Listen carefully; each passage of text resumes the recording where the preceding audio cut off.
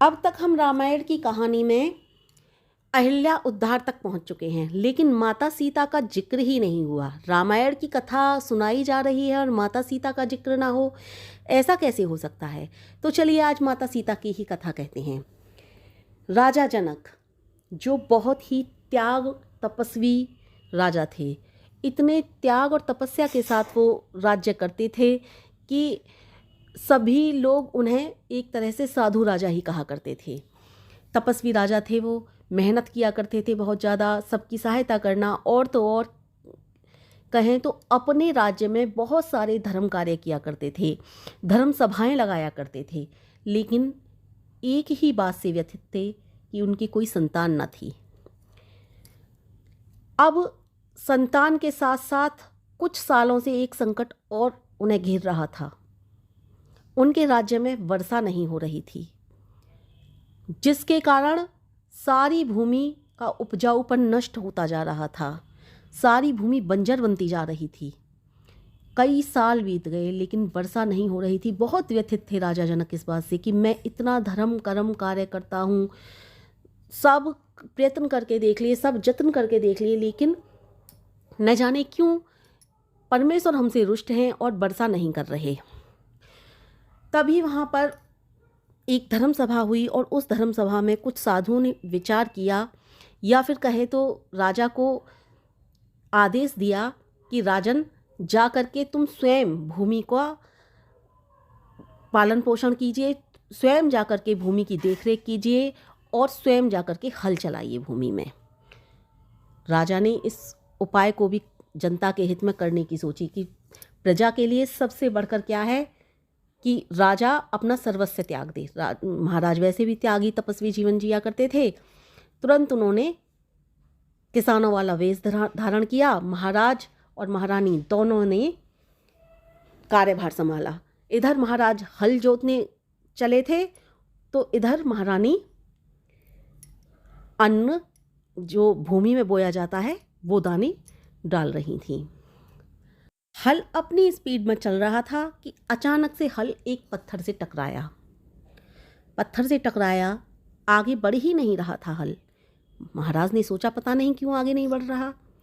लोग आए, वहाँ पर पत्थर को हटाया, लेकिन फिर भी आगे नहीं बढ़ा। फिर खुदाई शुरू की वहाँ पर, तो एक वहाँ पर कलश निकला, या यूँ कहें कि उस जगह पर एक सुंदर सी कन्या प्रकट हुई, या फिर यूँ कहें उस कलश के अंदर उस सुंदर सी कन्या को वहाँ पर देखा गया।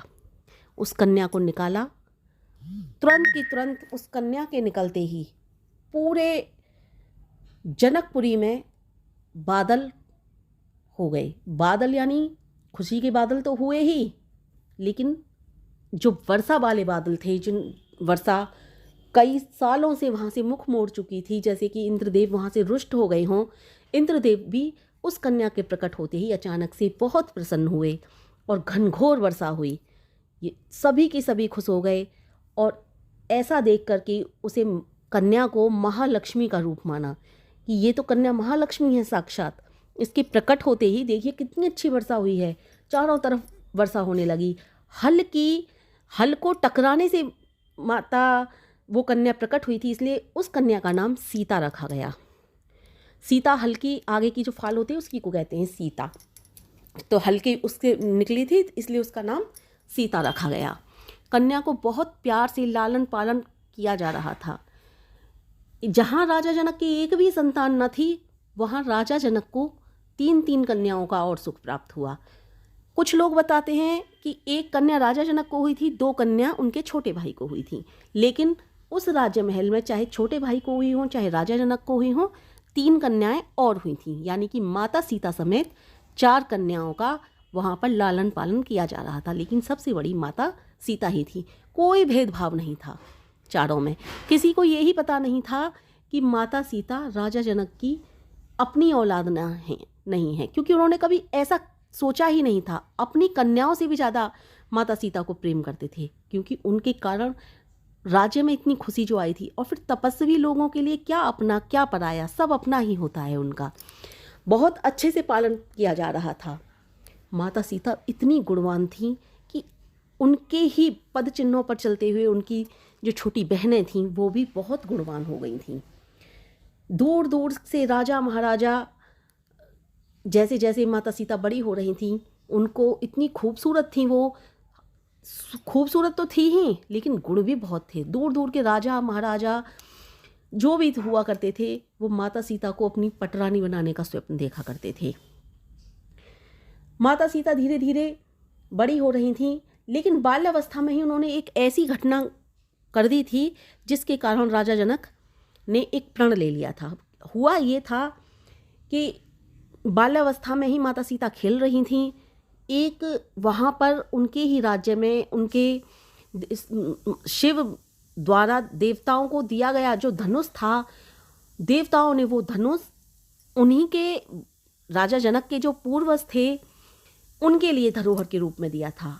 और वो धनुष उठाना तो दूर, कोई हिला भी नहीं सकता था, लेकिन छोटी सी माता सीता ने वो धनुष एक दिन अचानक खेल खेल में उठा लिया था। या फिर यूँ कहें कि कुछ जैसे ही माता सीता बड़ी हो गई थी तो जैसे घर में कन्याओं को साफ सफाई का और इस चीज़ का शौक़ होता है तो वैसे ही उनको भी शौक़ था, तो वो भी साफ़ सफाई कर रही थी। तो उन्होंने मंदिर में साफ़ सफाई कर रही थी, मंदिर में ही रखा रहता था शिव धनुष, तो सफाई करने के लिए कि इसके नीचे बहुत धूल मिट्टी हो गई है, उठा करके सफाई करने के लिए ऐसे ही उन्होंने खेल खेलवश या फिर यूँ कहें कि सफाई के कारण उठा लिया था, जिसे देखकर राजा जनक को बहुत आश्चर्यचकित हुए।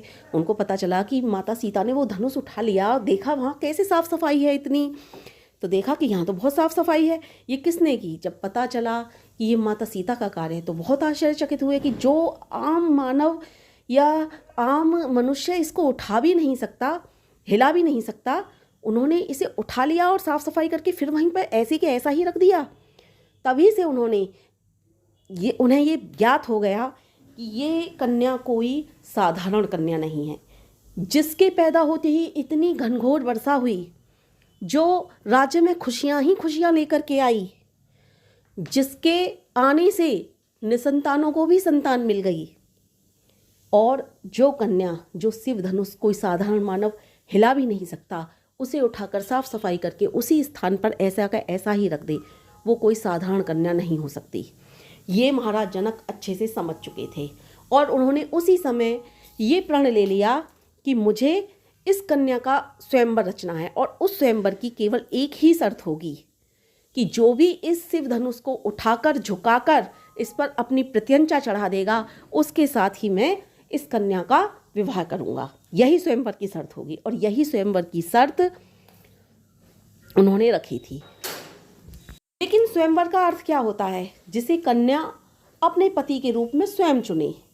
लेकिन यहाँ पर यह स्वयंवर अनोखा था, अनोखे रूप का था। माता सीता ही खुद अनोखी थी, विचित्र थीं, अलौकिक कन्या थीं, जिनको पाने के लिए राजा महाराजा स्वप्न देखा करते थे। इतनी खूबसूरत कि उस समय कहें या इस समय कहें पृथ्वी पर शायद कोई ना हो। इतनी रूपवान, और रूप तो छोड़ो, इतनी गुणवान, चरित्रवान, उनके जैसी नारी, या यूँ कहें हर स्त्री में उनके जैसा गुण ढूंढना आज भी हम मानवों का उद्देश्य है। या फिर यूँ कहें कि हम चाहते हैं कि हमारे भारत की ही नहीं विश्व की हर बेटी में माता सीता जैसे गुण होने चाहिए। इस तरह के गुण थे, लेकिन चाहिए और होने में बहुत अंतर होता है। माता सीता जब अद्भुत कन्या थी तो उनको कोई अद्भुत वर ही तो वर के ले जा सकता था। तो इसी कहानी के आधार पर ये मेरी रामायण की कहानी चल रही है कि यही स्वयंवर की शर्त के लिए ऋषि विश्वामित्र के आश्रम में महाराज जनक ने निमंत्रण भेजा था कि आप आइए, मैंने एक स्वयंवर रखा है और वो स्वयंवर निर्विघ्न हो जाए, क्योंकि स्वयंवर की शर्त ही बहुत अनोखी थी। जब स्वयंवर की शर्त ही इतनी अनोखी थी तो उसमें कुछ ना कुछ तो ऐसा हो सकता है कि जब स्वयंवर की शर्त इतनी अनोखी थी, उसे कोई सर्वसाधारण मनुष्य उठा ही नहीं सकता था धनुष को। तो ऐसा भी तो हो सकता है कि कुछ लोग, माता सीता इतनी रूपवान थी, कुछ ज़बरदस्ती करें या फिर कुछ इस तरह का विधान डालें उसमें। और कुछ लोग कहते हैं कि ऐसा स्वयंवर जैसा कुछ रखा ही नहीं गया था। कुछ लोगों का कहना है कि ऐसा हुआ था कि माता सीता उनसे राजा जनक से जो भी मिलने आता था तो राजा जनक वो धनुष दिखाया करते थे।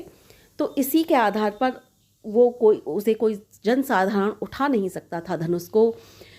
लेकिन माता सीता ने जब वो धनुष उठा लिया था तब महाराज जनक ने ये प्रण किया था कि मुझे स्वयंवर माता सीता का करना है और जो भी इस धनुष को उठाएगा मैं उसी के साथ माता सीता का विवाह कर दूंगा।